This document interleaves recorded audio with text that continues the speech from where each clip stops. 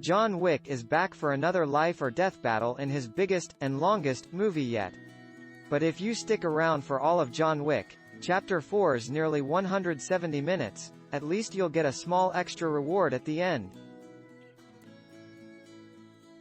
The latest entry in the series about the assassin who just wants to hang up his pistols and live his life in peace does have a scene at the end of the credits.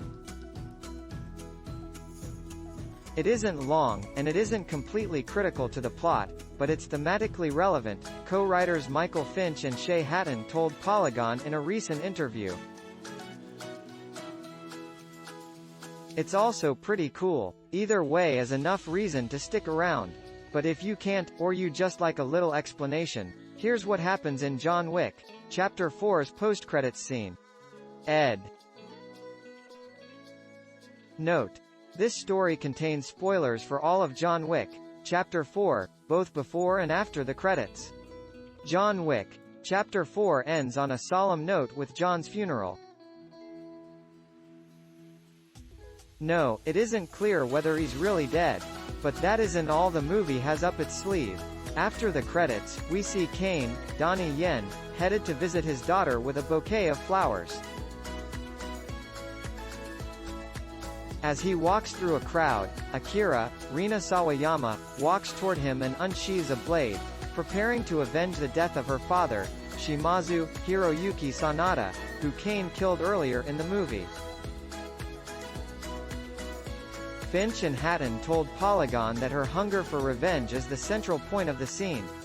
One of the themes of this piece was to demonstrate the vertical reach of the table, Finch said.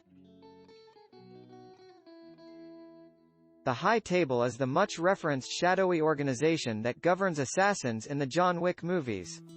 Because of the events that happen in the Osaka Continental, she goes in full force. What she doesn't understand, and what we're trying to demonstrate, is that once you step into the table, there is no stepping out.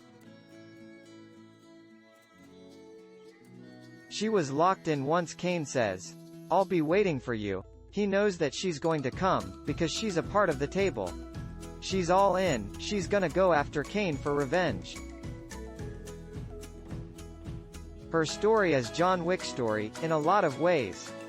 This cycle of vengeance and violence is critical to the themes of the John Wick series, Hatten said. It shows the cyclical and cruel nature of this world, that once you get in there, it is impossible to get out, Hatten said. I think that's why we empathize with John so much. No matter how many people he kills, you recognize, well, he didn't really have a choice. He fell into this life, and now he's just trying to get out and honor the memory of his wife. But it's a really challenging thing to do. While all of this plays into the themes of the series, including revenge and the idea that the High Table sits above even the most legendary assassins that serve under it, it's also just an exciting little cap to the movie's story, or maybe a tease of why.